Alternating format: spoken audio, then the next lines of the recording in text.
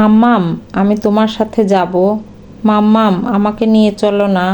মাম্মাম, ও মাম্মাম, আমাকে নিয়ে চলো না। অপারেশন থিয়েটারের ঘরে বেডে শুয়েও বারবার তিন্নির সেই কান্না ভেজা গলাটা খুব কানে বাজছে। মুখটা খুব মনে পড়ছে। ঘন্টা দুয়েক পরে বেডে দেওয়ার পর ছেলের মুখটা দেখলাম। আজ আমি দ্বিতীয়বার মা হয়েছি। প্রথম মেয়ের পর ছেলে সন্তান হওয়ার খুশির জোয়ার এসেছে সবার মনে। মা হওয়ার অনুভূতিটা আরও একবার নতুন করে পেলাম।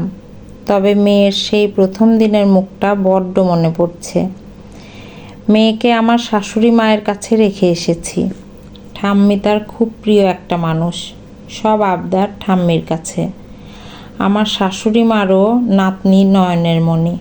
তাই আমি মেয়েকে দেখার ব্যাপারে একটু নিশ্চিন্ত হয়ে আসতে পেরেছি। আমার বিয়ের ৮ বছর পর অনেক কমপ্লিকেশনের পর আমার মেয়ে হয়। তাই মেয়ে সবার খুব আদরের। সবাই ভীষণ প্যাম্পার্ড করে।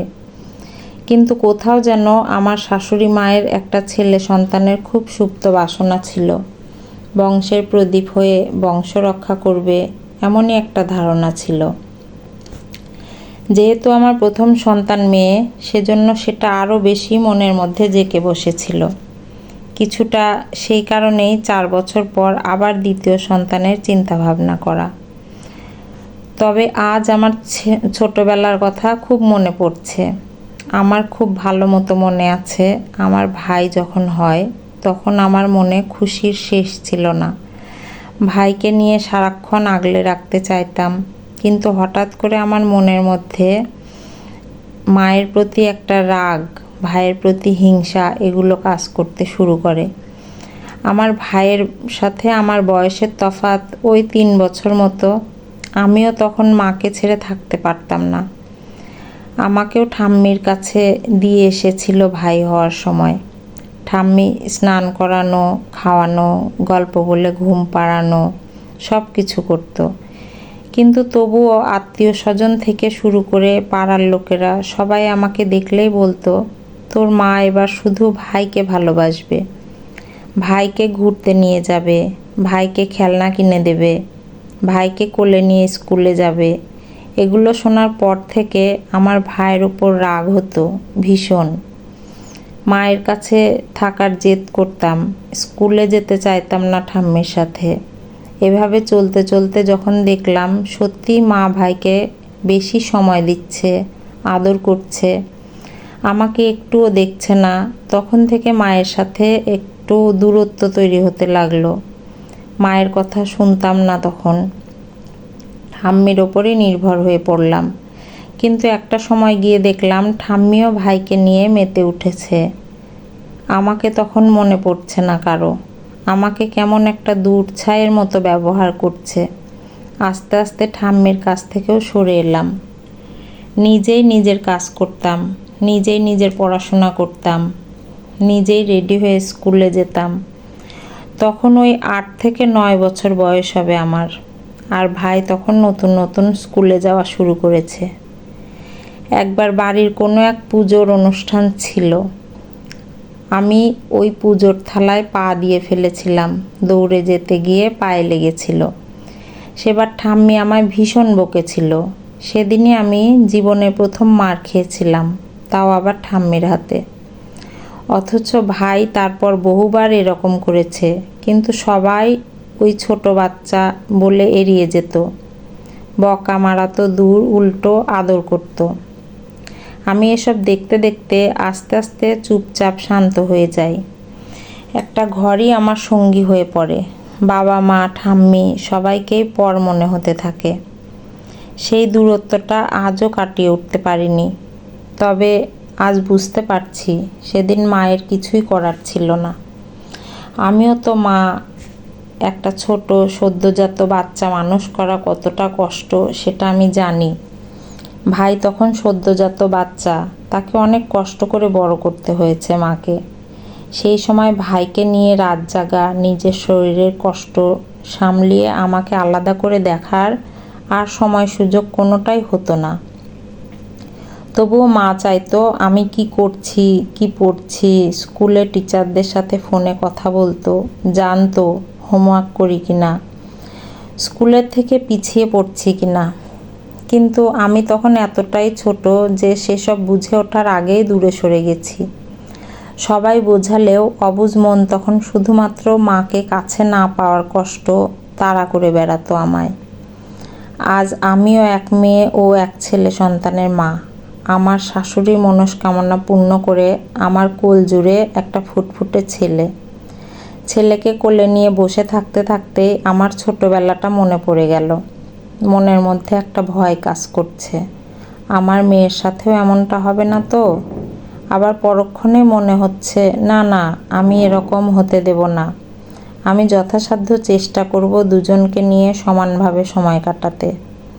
মেয়ের আদর যত্ন সব দায়িত্ব নিজেই নেওয়ার চেষ্টা করব।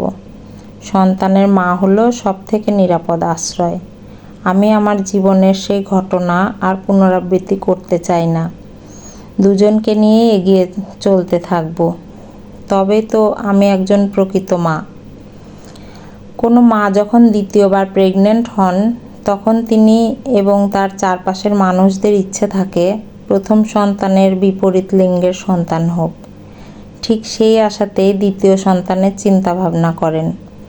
এটা প্রতিটা মা বাবার ক্ষেত্রেই হয়ে থাকে। কিন্তু একই লিঙ্গের সন্তান দুটো হোক এই আশায় প্ল্যান করেন না। কিন্তু স্বাভাবিকভাবে প্রকৃতির নিয়মগুলো তো লঙ্ঘন করার ক্ষমতা কারো নেই। যখন দ্বিতীয় সন্তান আসছে তখন প্রথম সন্তানকে বোঝান তোমার ভাই অথবা বোন আসছে। পার্টিকুলার একজনের কথা তাকে না বলাই ভালো। ভাই হবে ভাই হবে বা বুনু হবে বুনু হবে, এই কথাগুলো তো সে কয়েক মাস ধরে সবসময় সবার মুখে শুনতে থাকলে যখন দেয়ার বিপরীত কিছু হবে সেখানে সে সহজভাবে মেনে নিতে পারবে না। তাদের চিন্তাভাবনা, তাদের গ্রহণ করার ক্ষমতা কোনোটাই বড়দের মতো পাকাপোক্ত নয়।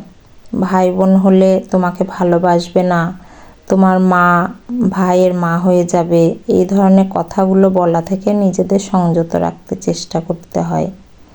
কারণ যাকে বলছেন তার বিপরীতভাবে চিন্তা করার ক্ষমতাটা তৈরি হয়নি। তাকে যেভাবে বলবেন সে সেভাবেই ভাবতে শিখবে, সেটাই তার মনের মধ্যে বারবার হিট করবে। আর সেখান থেকে জন্ম নেবে জেদ, হিংসা। দুই ভাই হোক কি দুই বোন অথবা ভাই বোন, এই সম্পর্কটা সব থেকে সুন্দর।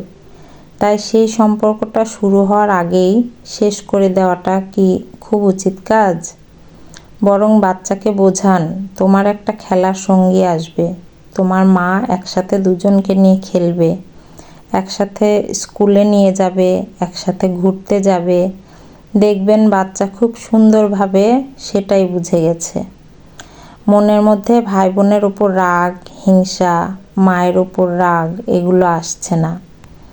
আমাদের বন্ধু বান্ধব, সমাজ, আত্মীয় স্বজনদের কিছু কিছু কথাবার্তা, কিছু মজা করার বিষয় একটা শিশু মনে কতটা আঘাত হানে, কতটা পরিমাণ গভীর হয়ে তার মনে গাঁথে, যে কারণে একটা সন্তান মায়ের থেকে দূরে সরে যায়।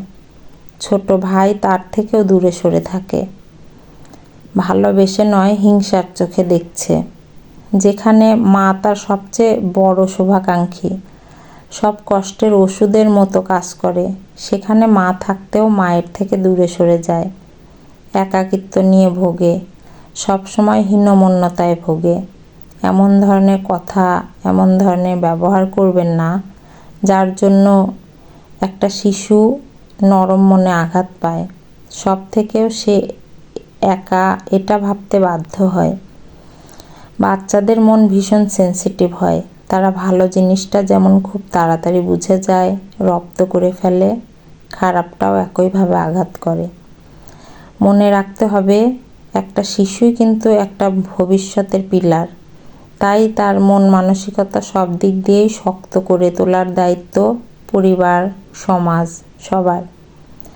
গল্পের নাম দ্বিতীয় সন্তান, কণ্ঠে লাবণী সাহা, কলমে অনুরাধা ঘোষ।